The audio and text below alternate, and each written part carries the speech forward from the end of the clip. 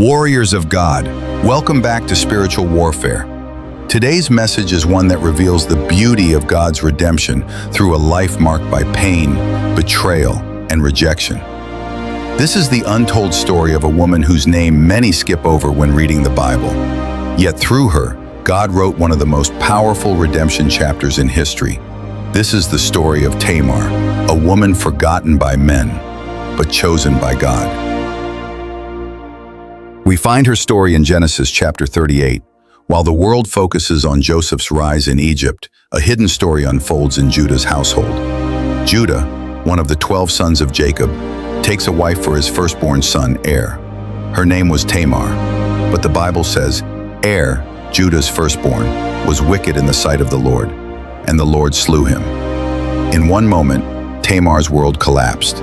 She became a widow, young, childless, and alone. According to Hebrew custom, Judah was to give his next son, Onan, to raise up a child in his brother's name, to preserve the family line. But Onan refused his responsibility. He wanted the benefits of intimacy, but not the blessing of obedience. And Scripture says, "The thing which he did displeased the Lord, wherefore he slew him also." 2 husbands, 2 deaths, and a heart left in pieces. Judah then promised Tamar his third son, Shelah. He said, "Go back to your father's house and wait until he grows up." But Judah had no intention of fulfilling that promise. He feared that if Shelah married her, he might die too, as though Tamar were cursed. So she waited. Days turned into months, months into years, and the promise never came. She was forgotten, rejected, and blamed for what wasn't her fault. Have you ever been there, warrior? When life doesn't go the way you hoped? When people who should have protected you walked away? When the world points fingers but never sees your heart? Listen carefully. Even when others forget you, God never does. He is still working behind the scenes, even when the silence feels unbearable. One day, Tamar heard that Judah was traveling to Timnath to shear his sheep. By now, she realized the truth. Judah would never give her his son. So she decided to take a bold, shocking step. She veiled her face, disguised herself, and positioned herself by the roadside. When Judah saw her, he didn't recognize her. He thought she was a harlot.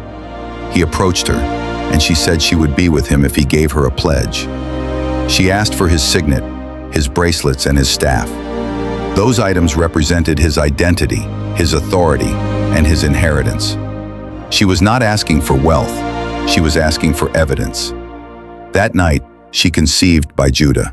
And later, when Judah sent the goat he promised, she was gone. 3 months later, Judah heard shocking news. Tamar, your daughter-in-law, has played the harlot. She is with child. In fury and hypocrisy, he said, "Bring her forth and let her be burnt." But as she stood before him, accused, humiliated, and facing death, Tamar pulled out the signet, the bracelets, and the staff. And she said calmly, "By the man whose these are, am I with child." Judah froze. He knew those items. He knew what he had done. And in that moment, his pride melted into shame. He said, "She hath been more righteous than I." Just like that, God turned the tables. The one condemned by man was vindicated by God. The one rejected by her family was now seen as righteous in his eyes. Sometimes, beloved, God allows the world to misjudge you, so that when he vindicates you, no one can deny his hand on your life. When the time is right, the truth will come out. When the moment is divine, God will prove that your waiting was not in vain. Tamar gave birth to twins, Pharez and Zarah. But something strange happened at their birth. The first baby stretched out his hand, and the midwife tied a scarlet thread around it, saying, "This one came out first." But suddenly, the other child broke through ahead of his brother, and she said, "How hast thou broken forth? This breach be upon thee." Therefore his name was called Pharez, meaning breaking forth. Pharez was not supposed to come first, but he did. It was a prophetic picture of how God works. He takes the unexpected, the rejected, the overlooked, and makes them part of his plan.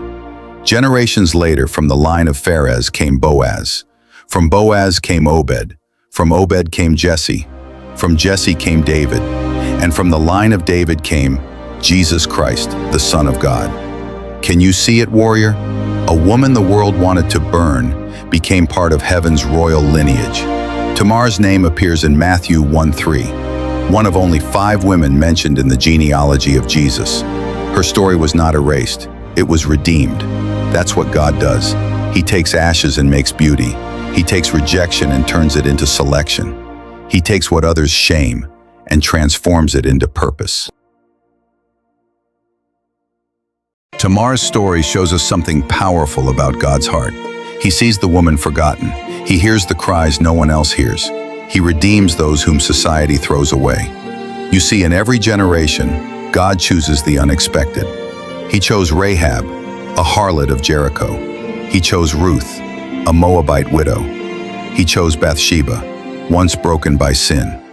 And he chose Tamar, a woman judged by all, yet justified by God. When others see failure, God sees a future. When others see scandal, God sees salvation. When others reject, God restores. Maybe you've been there, rejected by friends, forgotten by family, blamed for things you didn't do.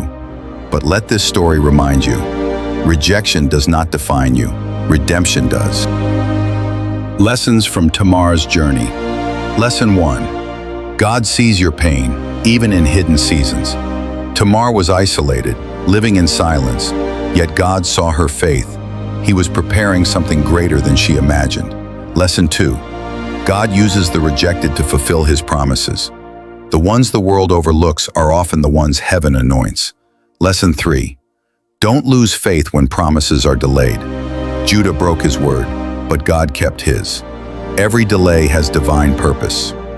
Lesson 4. Your story is not over until God says it's over. Tamar's story began in sorrow, but ended in glory. Yours can too. Maybe your Genesis 38 feels like a season of betrayal, loss, or shame. But remember, Matthew 1 is coming. A new chapter of grace. A new beginning written by God himself. Warrior of God, you may have been rejected, lied about, or forgotten. But like Tamar, you are still chosen. The world may see your past, but God sees your purpose. The enemy may try to shame you, but grace has already rewritten your name. Say this with me. Lord, I may be rejected by men, but I am chosen by you. Your scars do not disqualify you. They testify of survival. Your pain is not wasted, it's preparation. And your story is not over, it's being written by the author of salvation. You may feel unseen, but heaven sees you. You may feel forgotten, but the Lord is working behind the scenes.